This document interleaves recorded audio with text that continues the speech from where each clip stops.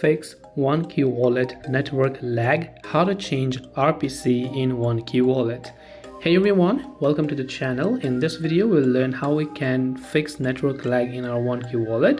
For this, you can replace a slow default node by adding a fast or stable custom RPC server address directly in the app settings. Now, in order to change the RPC in OneKey Wallet, simply open up OneKey Wallet and tap on this multiple dots icon located from the top right hand side of the screen. And when we're here, you will find all of these different type of options over here, right? So what we want to do is over here, you can tap on this option that says network. So go to this option called network right here, and you can see it says custom RPC. So what you want to do is select the option custom RPC, and here select the option add custom RPC. Now here choose the specific blockchain network you want to update, then simply paste in your new reliable RPC server address and click on the confirm button right here to activate it. And that way you will be able to change your RPC as well as also fix the network lag in OneKey Wallet.